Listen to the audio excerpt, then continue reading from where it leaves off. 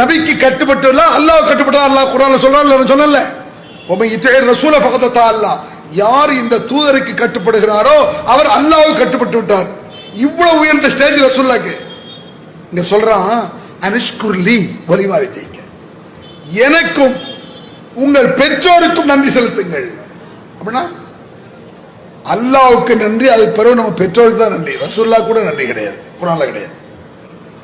கட்டுப்படுதல் அல்லாஹ் பிறகு ரசூலுல்லாஹ், நன்றி அல்லாஹ் கூட வாப்பா அம்மாக்கு தெரியுமா? யாருக்கா தெரியுமா அந்த வசனம்?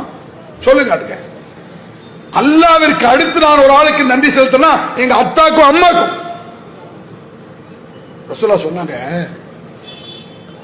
மின் அக்பரில் கபாயிர், பயங்கரமான குற்றத்தில் உள்ளது, பயங்கர பாவம் அப்படின்னு நாங்க ரசூலுல்லாஹ். அது நிறைய பாவத்தை சொல்லியிருக்காங்க, அது ஷிர்கெல்லாம் ஓடி வந்துடும். அந்த பயங்கர பாவத்தை சொல்லும் பொழுது ஷத்முர் ரஜுலி வாலிதைஹி அப்படிங்கிறாங்க ரசூலுல்லாஹ். பயங்கரமான பாவம், வட்டி, கொலை, களவு, ஷிர்க், குடி, விபச்சாரம், இப்படி எத்தனை பெரிய பாவம் இருக்குல்ல. இதோட ரசூலுல்லாஹ் எது சொல்றாங்கன்னா ஷத்முர் ரஜுலி வாலிதைஹி, ஒருவன் தன் பெற்றோரை திட்டுவது ஏசுவது அப்படின்னாங்க. பெற்றோரை திட்டுறது ஏசுறதா? வஹல் யஷ்முர் ரஜுலி வாலிதைஹி, ஒருவன் தன் பெற்றோரை திட்டுவானோ? யார ரசூலுல்லாஹ் சஹாபாக்கு கேள்வி பார்த்துக்கிடுங்க. ஒருவன் தன் பெற்றோரை திட்டுவானோ? ஏன்? பெற்றோரை திட்டுவது அரபியர்களுக்கு கற்பனைக்கு வர நல்லா ஆக்கர் இன்னைக்கு இருக்கான். செம இப்லீஸ் வேலை பார்ப்பான், தாயந்தை திட்ட மாட்டான். ஐயாமுல் ஜாஹிலியா, நபிகள் பெருமான் வருவதற்கு முன்னால் கடந்த காலத்தில் மடத்தனமான காலங்கள் அது. அந்த காலத்தில் கூட அவன் பெற்றோரை திட்டினது இல்லைன்னு விளங்குது. அதனால பெற்றோரை திட்டினதுன்னு அது எப்படி ஒருவர் தன் பெற்றோரை திட்டுவான்? யார சொல்லலாம்?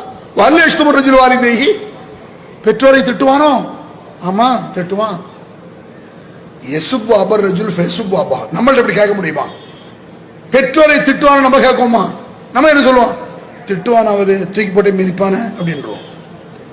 சிரிப்பு வருத, அங்கங்க முறப்பு இருக்க, கிழடு சும்மா அடக்க மாட்டேங்குது. நம்ம கொண்டாடி வந்து சொல்லுவாள், அந்த கிழவனுக்கு என்னமோ வேணுமா? நம்ம தாப்பனை, நம்ம தாய, நம்மளும் சேர்ந்து பிள்ளைகள்ட்டா கிழவன் பக்கத்தில் போகாது. என்ன கொடுமடா, எப்படி எப்படி வாய் வருது? நான் கேட்க எப்படி சொல்ல முடியுது என்னால? உன் தாப்பனை